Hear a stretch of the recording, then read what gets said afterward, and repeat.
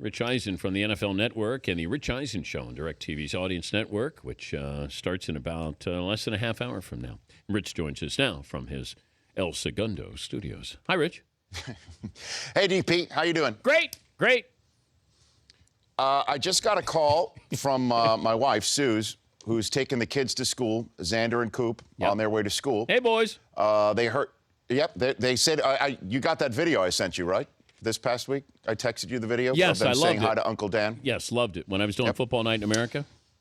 Yes, football, and it was a football night in our household. Zan loves singing the Sunday night football theme. But at any rate, reason why I bring this up is Suze was listening to you, Uncle Dan, and Zan and Coop were listening as well. They just heard your live read for that television. Oh, the Sony 4K. You called it, you called it 70 inches of manhood. Yes. And Xander turned to Suze and said, what does Uncle Dan mean by 70 inches of manhood? So, Dan, you have the floor. Okay. It's 70-inch TV. And it's okay. So it's man cave worthy. It's just okay. I mean, I can sit him down if you'd like me to. When I would you like me to talk to your son? Time with Uncle Dan. Time with Uncle Dan. Come here, Xander. Sure. Let me. Okay. Are you going to be the one who talks to your kids about that, or will it be your wife? Well, I've already talked to him about televisions, Dan. No, Birds and the Bees. Oh. You know what, Susan? I haven't hit that yet. We're just still trying to get Cooper to eat his turkey burger, and his vegetables.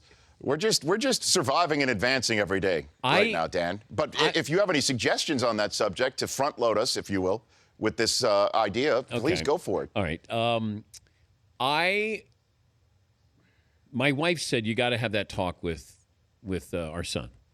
And so I said, all right. And this is, a few years ago. I think he's 16. And so I said, hey, Jack, come on downstairs. So we get down in the basement. I said, I got to have a talk with you. He goes, oh, it's that talk? And I said, yeah. He goes, yeah, I know everything about it, Dad. So why don't we just stay down there for a little while to make it seem like you're really talking to him. So we're in the basement. And I'm there with my son, and then we're just talking about who knows what, but we're just trying to pass the time to make it seem like I spent a long amount of time talking about the birds and the bees. And then we came upstairs, and my wife gave me the nod like, yeah. And I said, yeah, everything's good. And she goes, was it awkward? Was it awkward? I said, no, it was good. It was good. Yeah. But you're going to have that one day with your boys. Well, the X-Men, I know. Right now, the X-Men is 6, and I spent the afternoon yesterday trying to get him to ride the bike without his training wheels. That's what I did yesterday. I got about 3 revolutions of the wheels before he feels that I'm about to let him fall down, which I'm telling if you're listening right now, Zan, I would never let you fall. But the bottom line is, if you have any suggestions, Dan, I always look to you on all walks of life. You know that, though. Yeah. That's been almost 20 years now on that front. It's too much pressure, though. I can't raise mine and yours, Rich. I told you that. I can't do that. We're talking to Rich Eisen for the NFL Network. Would you want a Hall of Fame vote? Man. Absolutely, I'd want a Hall of Fame vote. I also want a vote in the annual awards for that. The Coach of the Year and all that stuff. But, yeah. But Dan, I'm an NFL employee, and they refuse to allow me to do that because I don't know why. There's nobody in the league office that tells me anything ever. I mean, even when there was a lockout going on NFL Network, not once did anyone from the head office of the NFL say this, give this copy point, do that. So I don't know why I can't say I'm voting for Aaron Rodgers for MVP or J.J. Watt is the Defensive Player of the Year. And so somebody in the league office is influencing my vote. None of it makes sense in this 21st century. And it's the same thing with the Hall of Fame, but I'd absolutely take it if given that, no doubt. Well, I would do regular season, those awards, but Hall of Fame is different. I think that's a thankless job, and you're finding that out every year at this time with the Baseball Hall of Fame. I mean, it's just, we never applaud you and go, well done. It's always, why didn't you put this guy in? That's true, but with the Baseball Hall of Fame, for some reason, they're limiting the number of nominees that you can have. They're saying you can only nominate 10.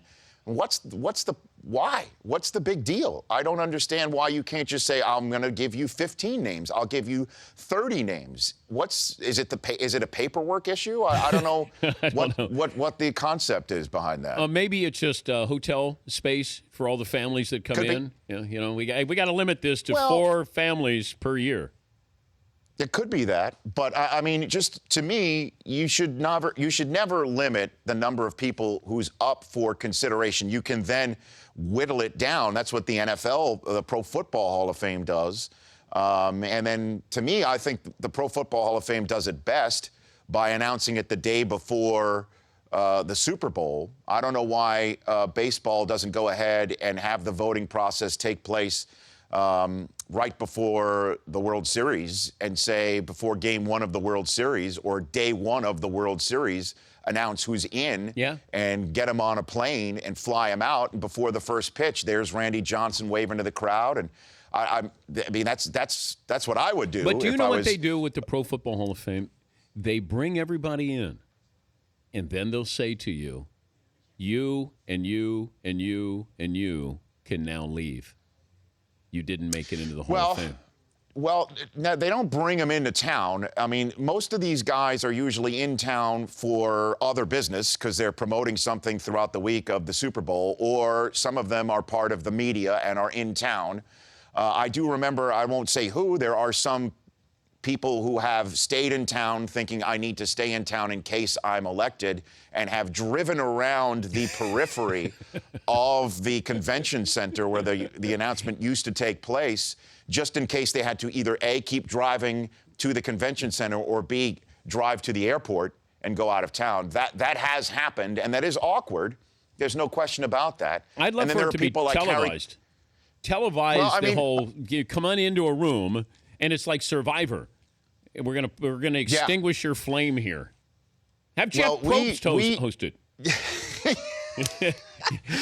and then maybe I'll do Survivor. We could swap roles, right? We could do that. Yeah, send me to Bora Bora one year. I'd do it. I'd absolutely do that. I wanted to ask you about the NFL transparency. All of a sudden, they're telling us all the things that they did wrong in the Lions and the Cowboys game, including now Ndamukong Suh was held on the 4th and 6 pass from Romo to Witten.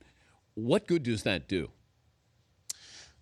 You know what? I don't think it's anything new. I mean, we've heard this before. The league has said before in past years that we didn't do this, we should have done that. But, I mean, look, Dan, it's the 3rd most watched game in the history of Wild Card Weekend.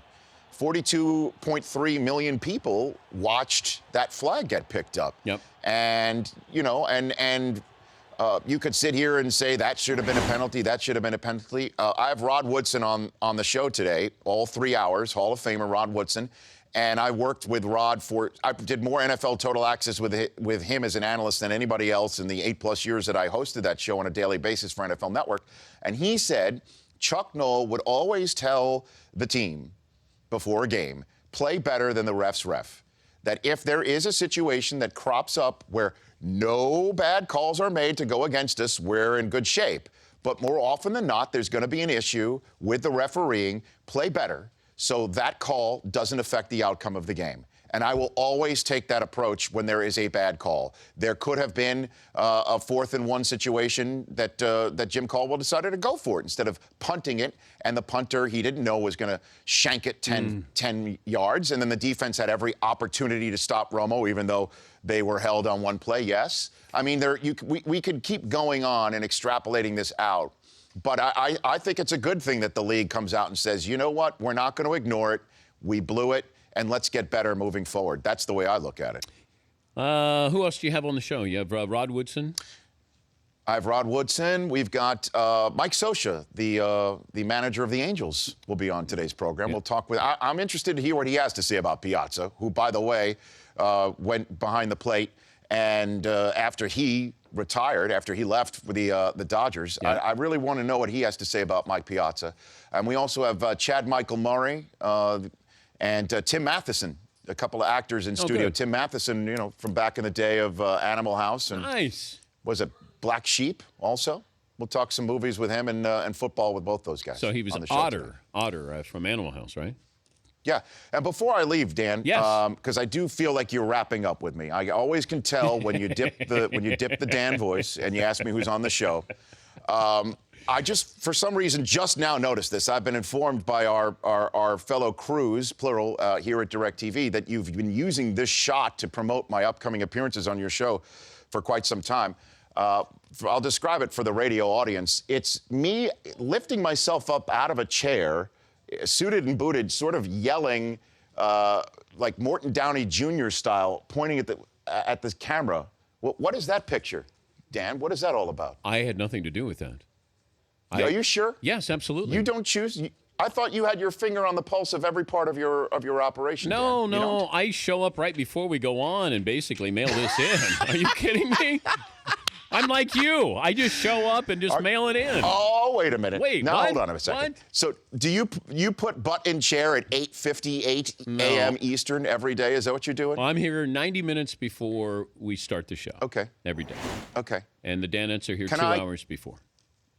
And by the way, don't let them bring you down just because they don't know about the down. Yeah, just because they don't know Vermeer the painter. Don't let them lower common denominate your show, Dan. You raise up to the level you want to bring. If you want to talk about Impressionist paintings, you want to talk about Cubism, you go on with your bad self, Dan, okay? I can only talk to McLovin. He's the only guy. I have to dumb myself down every single day I come in here. And I forgot about that today. And I made a mistake of talking about Vermeer. That was fun listening to that. Yeah. I enjoyed that, listening in. Dick Vermeer. Dick Vermeer, one of the great painters of all time. He'd cry, though, all the time, but one of the great painters. And he burned out. He burned out. He couldn't paint anymore. Yeah, watercolor. I think he painted in watercolor. It was watercolor after he cried on it.